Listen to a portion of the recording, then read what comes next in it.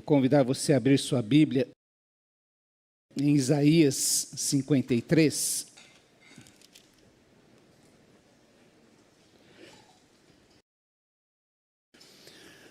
Como nós dissemos, estamos nesse mês de março preparando o nosso coração para celebrar a Páscoa. Se você viu aí no informativo digital, tem lá um texto no editorial que resume aquilo que foi falado domingo passado, a respeito da necessidade de Jesus vir ao mundo e de como ele abriu mão da sua glória para estar entre nós, para se vestir da nossa humanidade, para compreender plenamente o que eu e você sentimos, experimentamos e de que temos necessidade, porque ele veio ao mundo para morrer em nosso lugar. E hoje, nós vimos então a necessidade de Jesus vir ao mundo e ser o único Deus que fez isso. Nenhuma divindade na história da humanidade fez o que o nosso Deus fez. Todas as outras religiões, todos os outros caminhos são uma busca em direção a Deus. Eu vou fazer algo para ser merecedor do amor de Deus, da graça de Deus, da bênção de Deus. Mas o nosso Deus, ele faz o contrário, é ele que vem ao nosso encontro. Mas ele vem ao nosso encontro com um propósito, de morrer na cruz do Calvário. E aí Isaías 53, versos 5 e 6, em destaque, quero ler a partir do verso 1, diz assim, Isaías 53, do verso 1 em diante. Quem creu em nossa mensagem, e a quem foi revelado o braço do Senhor, ele cresceu diante dele como um broto tenro, e como uma raiz saída de uma terra seca.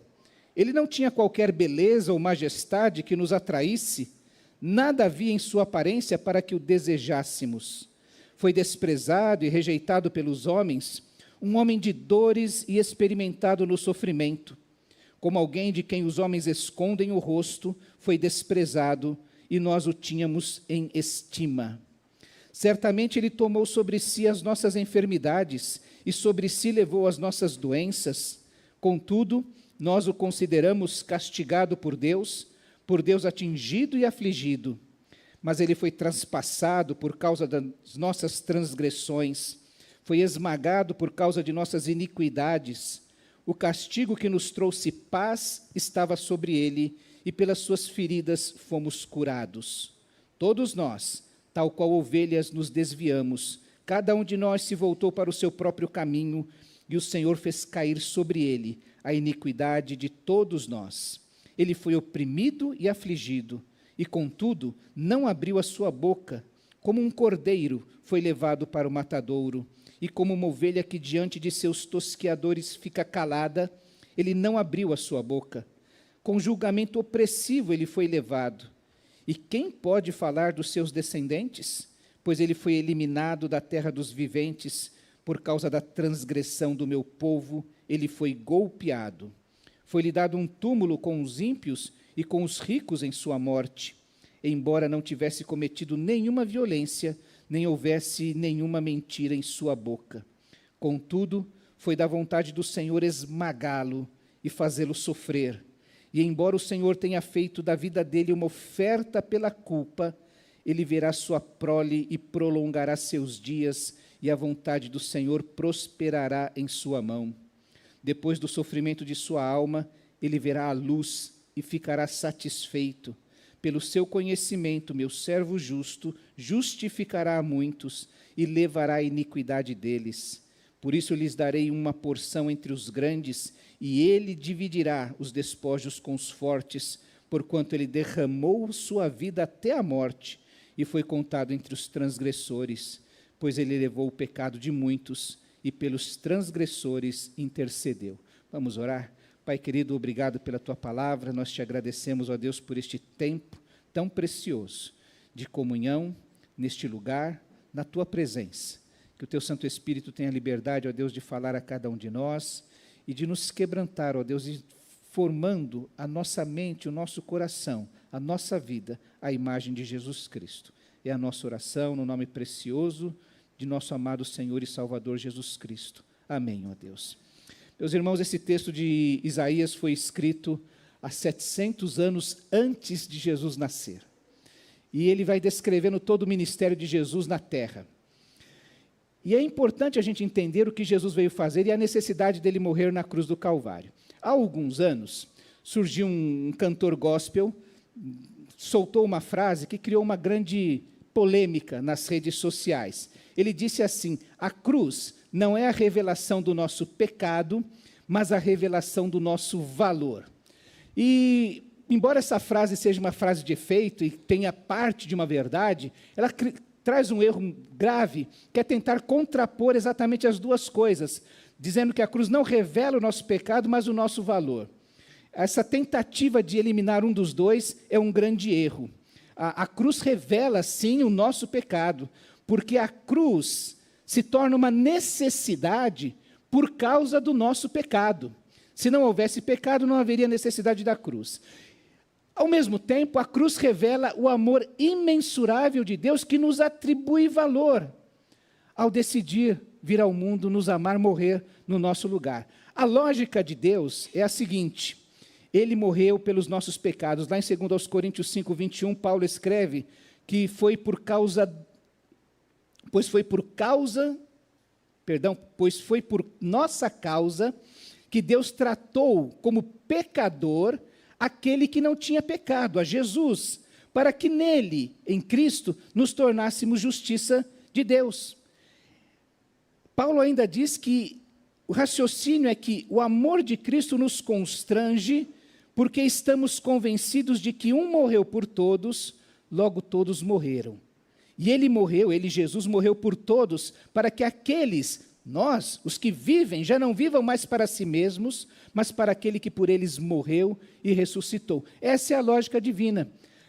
Um morreu pelo pecado de muitos, um morreu por todos, para que muitos possam ter vida. Um morreu por todos, logo todos morreram.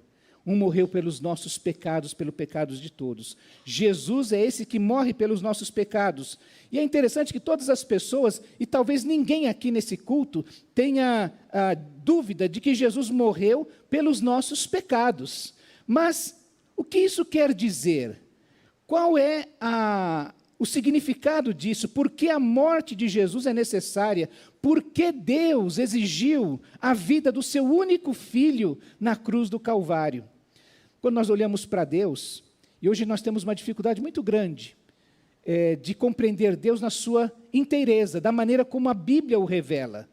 Em nosso Deus existe uma perfeita harmonia em todos os seus atributos. Nós, humanos, é que temos a dificuldade de entender que, ao mesmo tempo que Deus é amor, Ele também é justiça. E às vezes as pessoas, por exemplo, têm uma dificuldade de entender um tratamento mais firme, de disciplina, por exemplo, como uma expressão de amor. Você já deve ter feito isso com o seu filho, né? Dar uma palmada, uma cintada. Domingo passado eu falei de uma cintada, quem não tomou uma cintada na vida? Mas que aquilo era uma expressão do amor do seu pai por você, uma correção. E o nosso Deus é ao mesmo tempo amor, santo e justo, além de vários outros atributos que ele tem. Mas ele é perfeitamente santo, perfeitamente justo, perfeitamente amor. E essa justiça de Deus, e quando nós pensamos na santidade de Deus, por exemplo, nós pensamos na sua pureza, na sua perfeição, e que Ele não suporta, por causa dessa pureza absoluta de Deus, Ele não convive com o nosso pecado, nem com aquele pecadinho que a gente suporta. Deus é perfeitamente puro, perfeitamente santo. E é assim que é o nosso Deus. Por isso que Romanos registra que a ira de Deus se revela dos céus contra toda a impiedade e injustiça dos homens que suprimem a verdade pela injustiça. E disso Paulo está escrevendo e falando a respeito da humanidade e de todo tipo de pecado, e daquele pecado que você e eu herdamos desde o Éden, desde aquele primeiro casal pecou. Lembra que a nossa frase de domingo passado foi: eu não estava no Éden e herdei o pecado, mas eu não estava na cruz e herdei a graça. E Deus, essa lógica de Deus é que nos alcança. Deus é o Deus que revela toda a sua ira contra o pecado da humanidade, o pecado do ser humano. E então, Paulo, por exemplo, o livro de Romanos é um tratado sobre a salvação. Você quer entender a salvação? Leia o livro de Romanos, do começo ao fim. E você vai entender como é que todos os homens são pecadores, não importa se judeus ou se gentios. Todos pecaram, não há um justo sequer. Todos precisam do sacrifício de Cristo na cruz do Calvário. O salário do pecado é a morte para todo ser humano. Não existe ninguém que escape dessa lógica divina. E essa morte que é o resultado do pecado é essa morte eterna, o castigo eterno. E quem é que está sujeito a esse castigo? Toda a raça humana. Aquele seu filhinho, recém-nascido, que eu brinco que nasce com aquela cara de joelho, lindo, é pecador. O seu netinho maravilhoso é pecador. Está em toda a humanidade, não importa a pessoa. Eu sei que para muitos de nós nos achamos até justos diante de Deus. O que o Espírito faz, o trabalho do Espírito Santo, meus irmãos, é exatamente nos convencer do pecado, da justiça e do juízo. E o que isso significa? Lembra que nós falamos que o Deus deste século, ele cega o olhar das pessoas para que elas não entendam o Evangelho. O trabalho do Espírito Santo é desvendar, para que a gente entenda como estamos mal diante de Deus. Essa pessoa que diz assim, olha, eu acho que eu sou merecedor do céu, porque eu não devo nada a ninguém, eu não roubo, eu não xingo, eu não falo mal dos outros, eu não me meto em fofoca, então eu acho que eu sou muito bom, eu mereci o céu. E ele não tem noção de como ele está mal diante de Deus, porque ele herdou esse pecado que é inerente a ele, está no seu DNA. E como é grande a dívida que ele tem diante de Deus. É por isso que eu falo assim, irmão, se você acha que você é um pouco santo, aí, um pouco justo, pensa que você peque pelo menos 3 vezes por dia, só 3 vezes. Uma de manhã, uma tarde, uma noite. Agora pega isso, multiplica por 365 dias do ano. 3 vezes 365 dá quanto? Quem é bom de matemática? 1000 e uns quebrados, né? Agora multiplica pela sua idade. É pecado que não acaba mais, não é? Tem muito pecado não confessado aí. E fora, isso são os que nós cometemos. Mas a Bíblia fala do nosso pecado que está em nós. Não é que nós cometemos pecado, nós somos pecadores. Desde que nascemos, nós somos concebidos em pecado, já nascemos com isso em nós. E o Espírito Santo vem nos fazer entender exatamente isso. Aquilo que é difícil, porque eu me acho tão santo, tão bom, tão bom, eu começo a perceber que eu não sou tão bom, eu reconheço a minha culpa, e o mais importante, talvez, a minha paz é roubada. Porque a pessoa que fica assim, fala assim, ó, que nem aquele fariseu que vai ao templo orar junto com o publicano. Ele está num culto que nem a gente aqui, aí ele olha daqui para outro lado e fala assim, ó, Deus, obrigado que eu não sou igual aquele irmão fulano lá. Eu jejuo, eu dou dízimo, eu faço isso, eu faço aquilo, então sou muito bom. E essa pessoa, ela não sabe, mas Jesus disse que aquela pessoa não saiu justificada, que Deus não ouviu a sua oração, ele falou consigo mesmo, ele não falou com Deus, e não saiu justificado daquele culto que ele foi participar. Essa pessoa pensa que está em paz, mas ela não está justificada diante de Deus. Que perigo corria aquele fariseu. E a primeira coisa que o Espírito Santo vai fazer é fazer a gente perder a paz, essa paz que eu sou muito bom. Eu vou começar a perceber como Paulo, né? Olha, eu sou um pecador. E a melhor maneira é quando a gente chega à conclusão que, olha, eu sou o pior dos pecadores. Não interessa o irmão fulano que está na outra fileira. O problema sou eu, é o meu pecado diante de Deus. Eu preciso tratar de mim diante de Deus. E então nós começamos a compreender por que Jesus morreu. Porque é nessa hora que a gente não vê solução alguma. A gente imagina que se ajoelhar no milho vai dar algum resultado, que se a gente pagar algum tipo de promessa vai dar algum resultado, que se a gente fizer algum esforço vai dar algum resultado. E nada, absolutamente nada dessas ações produz paz no nosso coração. É quando a gente tem que andar para Jesus e compreender a sua morte por nós, porque é a morte de Cristo que satisfaz e que aplaca a ira de Deus contra toda impiedade e injustiça do ser humano. Como diz em Romanos, nós merecemos ser castigados pelo nosso pecado, mas Jesus aceitou ser castigado no nosso lugar. Me lembro de uma história de um pai que falou para o filho: olha, se você aprontar, você vai apanhar. Está combinado aqui. E o menino aprontou. E o pai então pegou o menino, levou para o quarto e falou: olha, eu falei que se você aprontar, você ia tomar uma surra.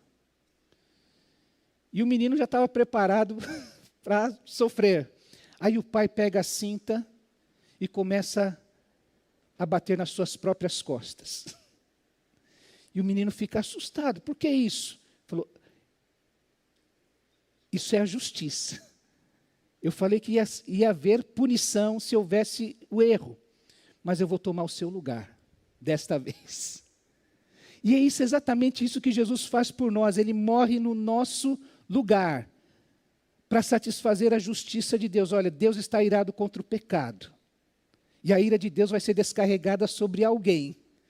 E Jesus toma o nosso lugar, ele se torna o para-raio, aquela cruz se torna um para-raio para a ira de Deus. É por isso que Isaías, como nós lemos, diz que, contudo, no verso 10, foi da vontade de Deus esmagá-lo e fazê-lo sofrer.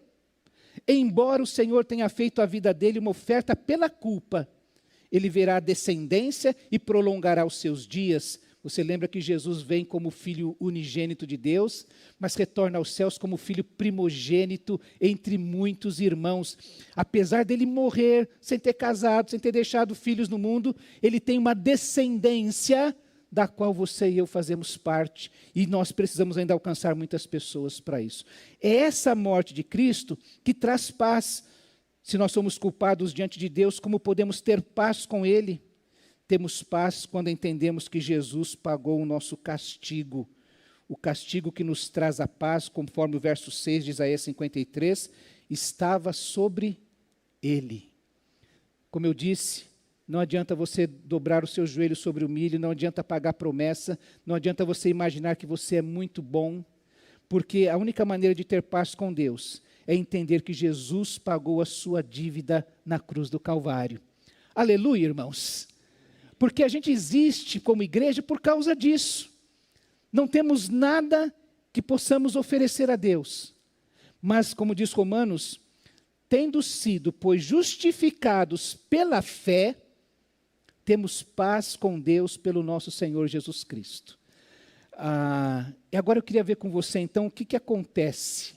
Por que a cruz é necessária? Primeiro, o homem ofendeu a santidade de Deus e provocou a sua ira, como nós vimos em Romanos capítulo 1, verso 18. A ira de Deus se acendeu, se revelou contra toda impiedade. O homem, por causa disso, está condenado a um castigo eterno, porque o salário do pecado é a morte, a separação eterna da presença de Deus. O homem, enquanto não está definitivamente separado de Deus, está escravizado ao pecado, como diz Efésios 1, 2 e 3.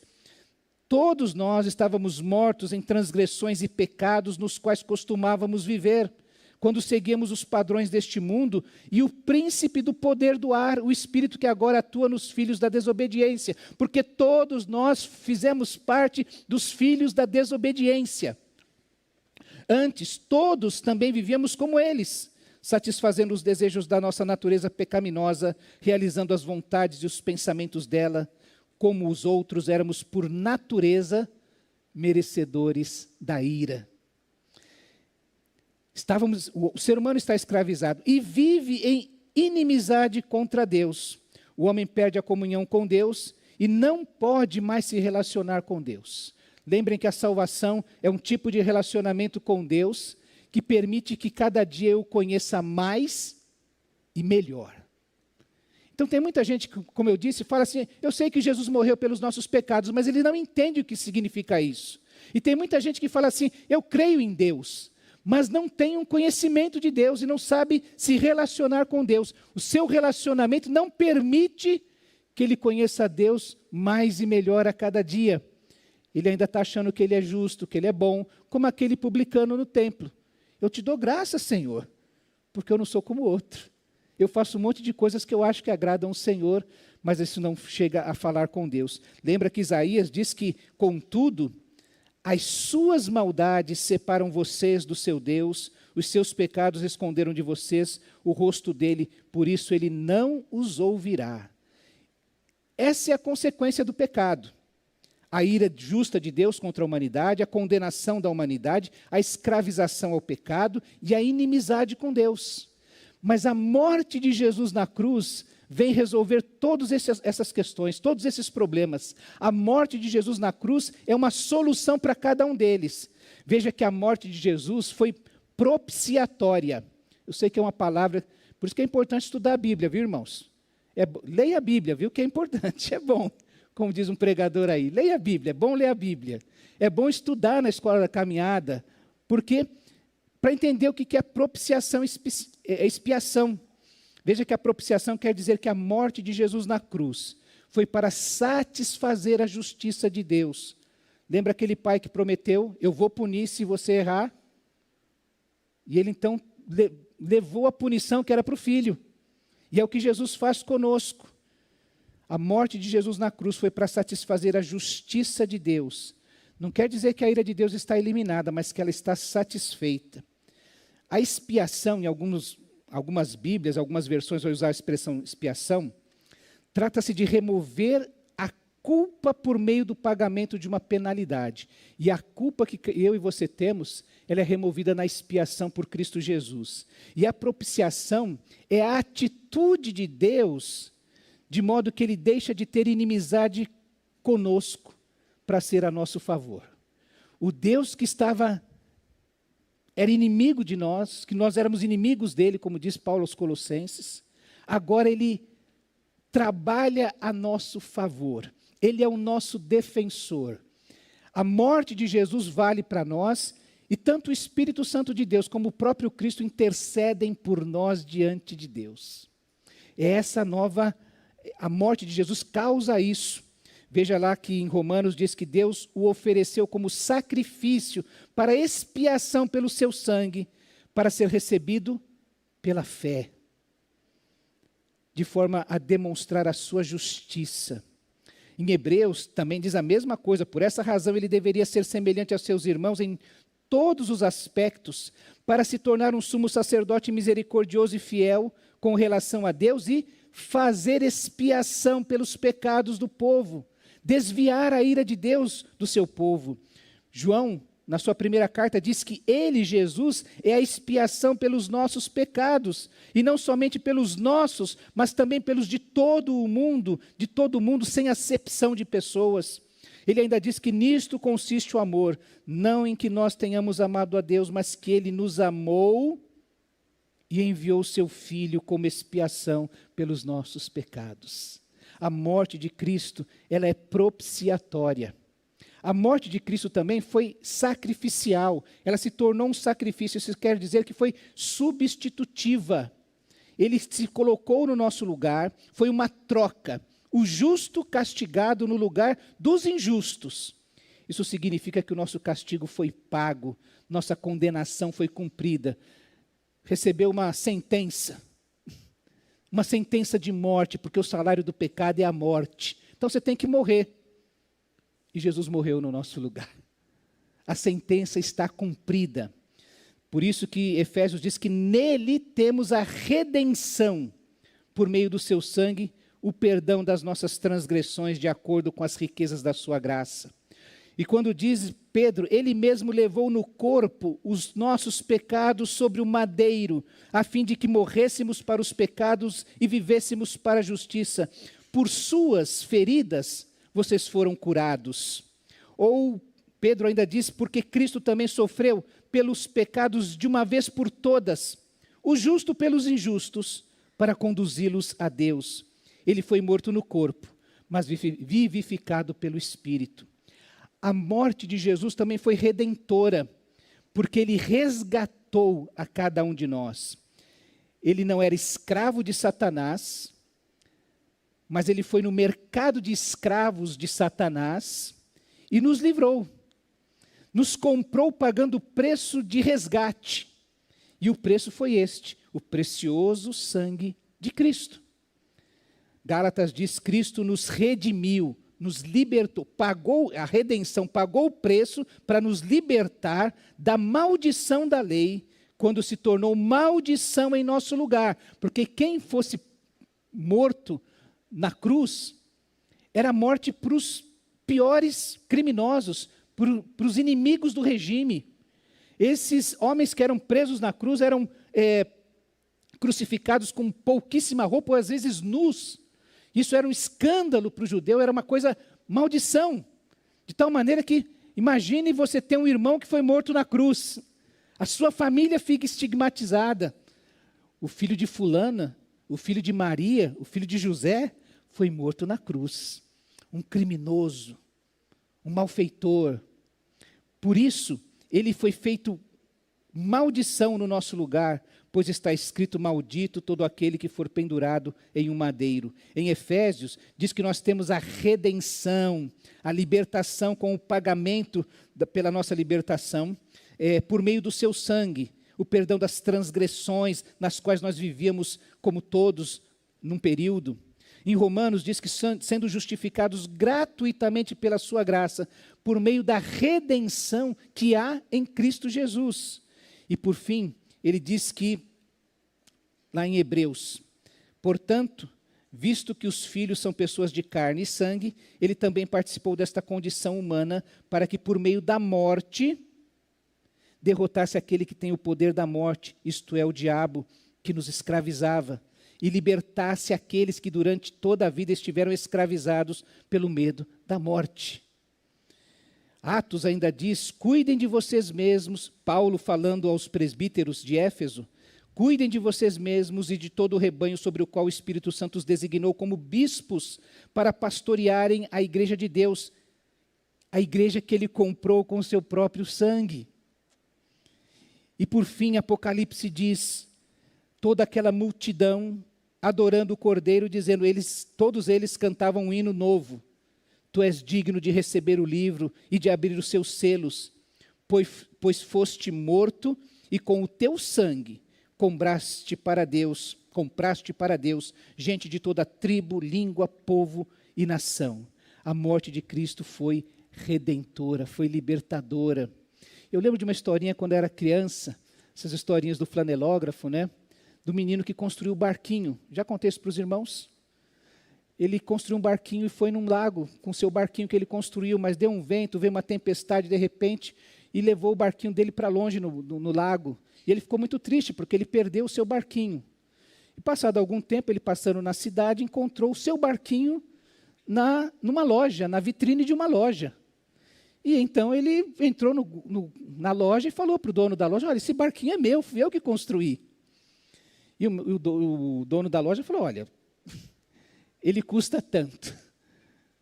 Se você quiser, você pode comprá-lo. E aí o menino vai, junta dinheiro tal, e volta na loja e paga o preço para comprar o seu barquinho de volta.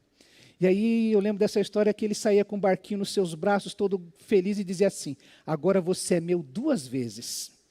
Primeiro porque eu construí você, segundo porque eu comprei você. Que é o que Jesus faz conosco, com o ser humano. Você se torna de Deus 2 vezes. Primeiro porque você é criação de Deus. E segundo porque Ele te comprou com seu sangue na cruz.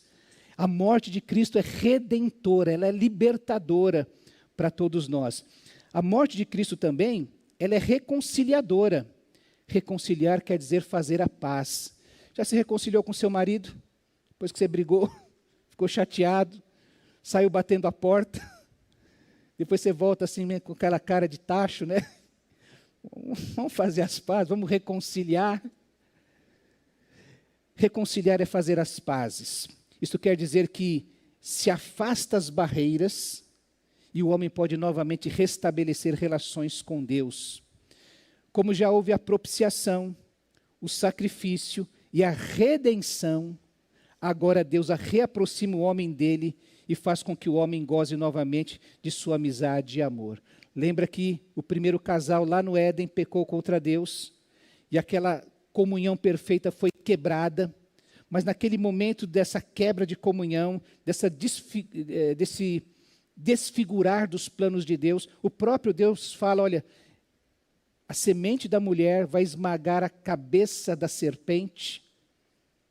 É uma promessa de Deus de restaurar aquele relacionamento que foi quebrado no Éden. Tudo isso provém de Deus, que nos reconciliou consigo mesmo por meio de Cristo e nos deu o ministério da reconciliação, ou seja, que Deus em Cristo reconciliou consigo o mundo. Qual é a mensagem do Evangelho? Qual é a boa notícia que nós temos para dar a todo ser humano? Que Deus em Cristo reconciliou consigo o mundo, não levou em conta as transgressões dos homens e confiou a nós a mensagem da reconciliação. Isso é um grande privilégio da Igreja de Deus. Portanto, somos embaixadores de Cristo e Deus faz seu apelo por meio de nós. Por amor a Cristo suplicamos, reconciliem-se com Deus, pois foi por nossa causa que Deus tratou como pecador aquele que não tinha pecado, para que nele nos tornássemos justiça de Deus, segundo aos Coríntios 5. E lá em Colossenses, antes vocês estavam separados de Deus e eram inimigos dele por causa da disposição interior e do mau procedimento de vocês. Contudo agora, ele os reconciliou pelo corpo físico de Cristo, por meio da morte, para apresentá-los diante dele santos, sem culpa e livres de toda acusação, justificados diante de Deus, inocentados diante de Deus de toda acusação. Quando Jesus, naquela última ceia, fala com seus discípulos assim, deixo-vos a paz, a minha paz vos dou, ele está dizendo exatamente isso, eu deixo a paz entre vocês e Deus. Amém? Não é? Deixo a paz entre vocês e Deus. Vocês que eram inimigos agora podem viver em paz, reconciliados. E deixo em vocês a minha paz, a paz no coração de vocês. É assim que somos tratados de inimigos e nós aprendemos que agora os discípulos, nós éramos inimigos. Aí Jesus tratava os seus discípulos como servos. Mas naquela ceia ele diz, eu já não os chamo de servos, mas de amigos. E por final, nós aprendemos semana passada que ele não se envergonha de nos chamar de irmãos. Fomos crescendo no nosso relacionamento com Deus. O relacionamento é reatado e nós somos recebidos como filhos amados que retornam ao lar. Aquela parábola do filho pródigo, daquele filho que vai lá no fundo do poço, da lama, comer com os porcos, e volta, e é recebido com o pai de braços abertos, com anel, com sandálias, com capa, com banquete, reatando e recolocando o relacionamento nos trilhos novamente. A morte de Cristo faz isso com cada um de nós, com todo aquele que crê em Cristo Jesus. A cruz não deve ser um instrumento místico, usado por nós no nosso colarzinho, na nossa casa, seja lá onde for. Nem um talismã, nem uma relíquia, dependendo. Tem gente que eu recebi da minha avó, da minha mãe, não sei quem, e aí aquilo tem mais significado ainda. A cruz, ela é um símbolo. E eu quero terminar lembrando do que ela nos revela. Aquele cantor, não foi preciso, disse que a cruz não revela o nosso pecado, mas revela o nosso valor.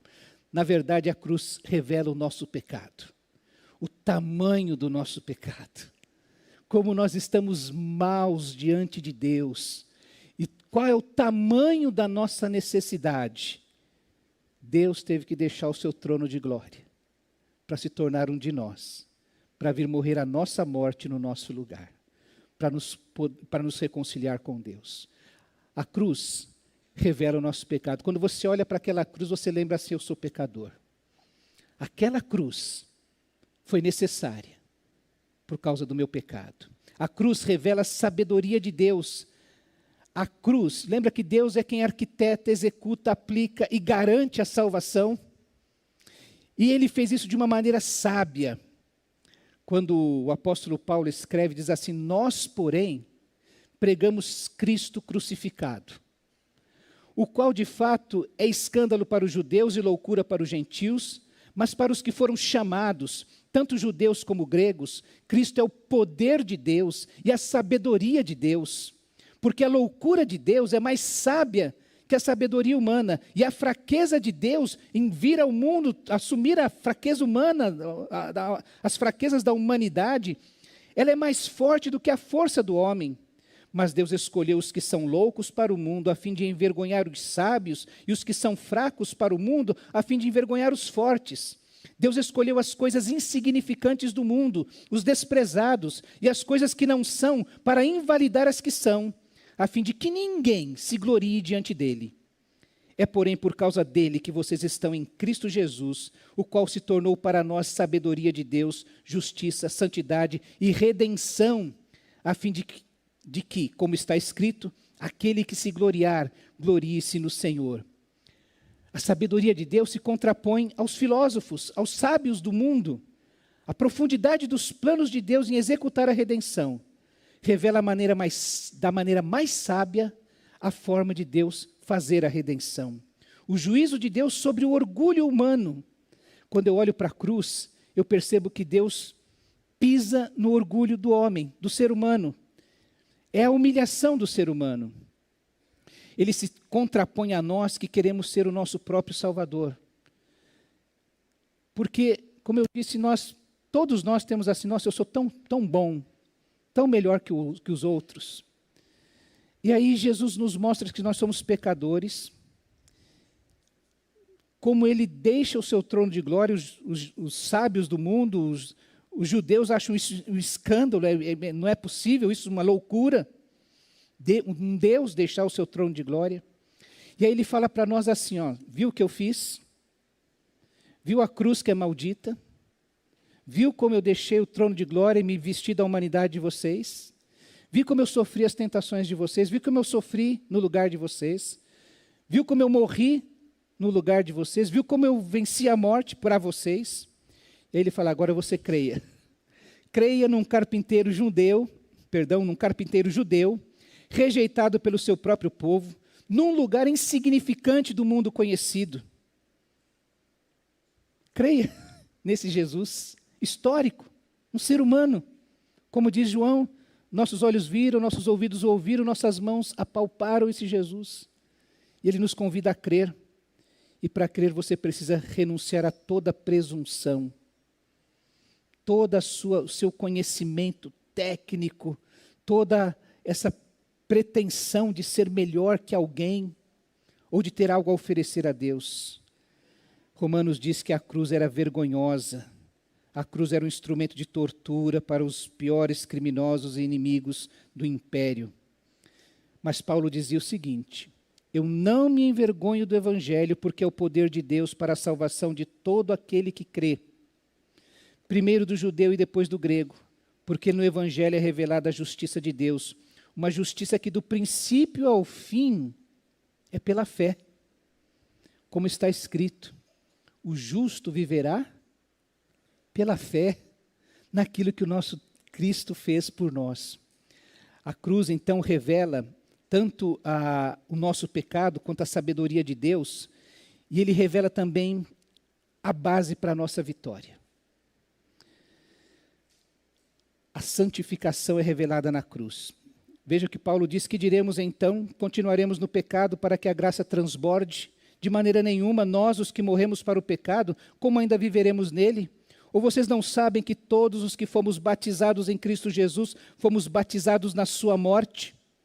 Fomos sepultados com ele na morte por meio do batismo, a fim de que, como Cristo foi ressuscitado dentre os mortos para a glória do Pai, assim também vivamos uma vida nova. E todo esse capítulo 6 de Romanos vai falando exatamente de como, através dessa morte na cruz, o pecado não terá mais domínio sobre nós. Poderemos viver uma vida nova. Estamos agora vivendo debaixo da graça de Deus, e o glorioso poder de Deus que trouxe Jesus dos mortos é disponibilizado para cada um de nós poder viver em novidade de vida constantemente, vida nova, novos recomeços e algo novo a se aprender a respeito de Deus. Não é recomeçar de novo, como se a gente voltasse para recomeçar, quando você repete de ano, e você tem que voltar, já repetiu de ano, ou já ficou de recuperação, e aí o professor pega desde o começo, eu já vi essa matéria. Eu devia ter aprendido na primeira vez. Mas não é isso. A novidade de vida é que você pode sempre caminhar para frente por causa do glorioso poder de Deus que é disponibilizado a nós. Eu já estou morto porque eu já fui crucificado com Cristo. É o que Paulo fala aos Gálatas. Já estou crucificado com Cristo e vivo, não mais eu. Mas essa morte, essa crucificação com Cristo permite que Cristo venha à minha vida. Ele viva em nós. Um convite, a cruz é um convite ao autoesvaziamento, a tomar Jesus como padrão. Lembra lá em Filipenses capítulo 2, quando Paulo diz àquela igreja, haja em vós o mesmo sentimento que houve em quem? Em Cristo Jesus, que mesmo sendo Deus, não teve por usurpação, não se apegou ao fato de ser Deus, antes se esvaziou, tomando a forma de servo, e vindo ao mundo, morreu a morte de cruz, foi obediente até a morte e morte de cruz. E quando Jesus falava aos seus discípulos, qual foi o convite que ele fez? Cada um deve tomar a sua cruz e me seguir.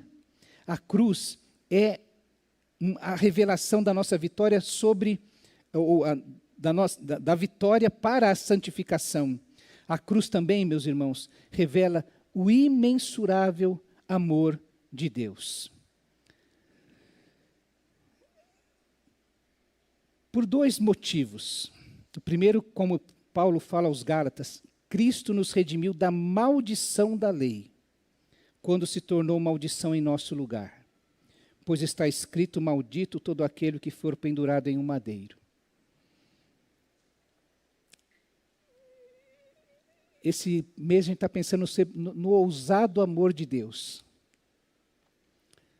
Deus nos amou tanto que ousou morrer no nosso lugar. Que não mediu o custo de se tornar maldito por nós. Lembra do pai que deu o castigo sobre si? É o que Jesus veio fazer.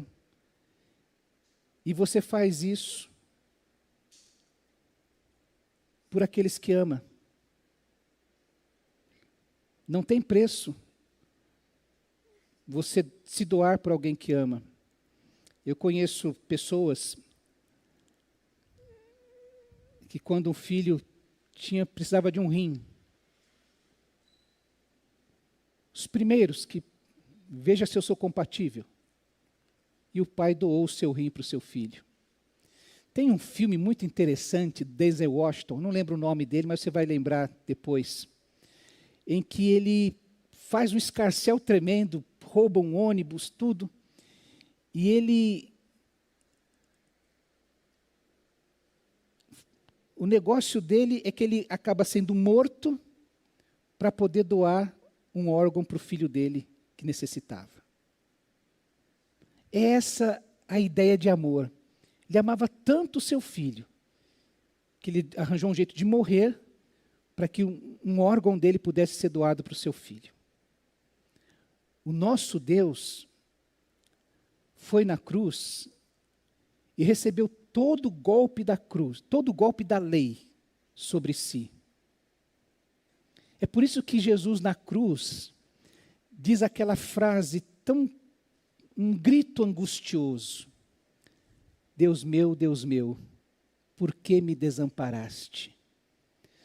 Todo o pecado da humanidade sendo derramado sobre aquele homem, Deus, preso na cruz do Calvário. E Paulo diz que a maior demonstração do amor de Deus não é quando Ele nos cura, não é quando Ele abre uma porta de emprego, não é quando Ele traz o amor da nossa vida para a nossa vida, não é quando Ele nos dá um filho ou um neto, ou a felicidade em família, ou uma conta bancária recheada. A Bíblia diz que Deus demonstra o seu amor por nós. Cristo morreu em nosso lugar, apesar de sermos pecadores. Amém? A cruz revela o nosso pecado, mas revela o amor de Deus por nós. Eu queria que você preparasse o seu coração para isso, porque naquela sexta-feira santa, a gente vai celebrar exatamente isso. A Páscoa que nós celebramos fala de um Deus que veio ao mundo, que ousou deixar o seu trono de glória para vir ao mundo. Fala de um Deus que ousou morrer na cruz do Calvário, no nosso lugar. Conhece outro Deus assim? Então eu quero te convidar a crer nele, depositar a sua fé nele, porque ele nos reconcilia com o nosso Deus. Queria que você fechasse os seus olhos e agradecesse aí no seu coração o ousado amor de Deus, que ele revela por cada um de nós. Deus querido, nós queremos te agradecer, te adorar, exaltá-lo, glorificá-lo, por esse amor tão ousado, tão escandaloso para alguns, mas que é a mais pura manifestação do quanto o Senhor é poderoso, de como só o Senhor é Deus. Ó Deus querido, desvenda aos nossos corações, a nossa mente, as riquezas deste amor, deste sacrifício na cruz, para que todos os benefícios, ó Deus, a redenção, a propiciação, o sacrifício, a libertação, ó Deus, tudo que é revelado na cruz, venha a se manifestar em nossa vida também. Recebe a nossa adoração, ó Deus, por tão grande amor, por tão grande misericórdia. Nós oramos no nome precioso e poderoso de nosso amado Senhor e Salvador, Jesus Cristo. Aquele que morreu em nosso lugar, mas está vivo e reina para todo sempre. Amém.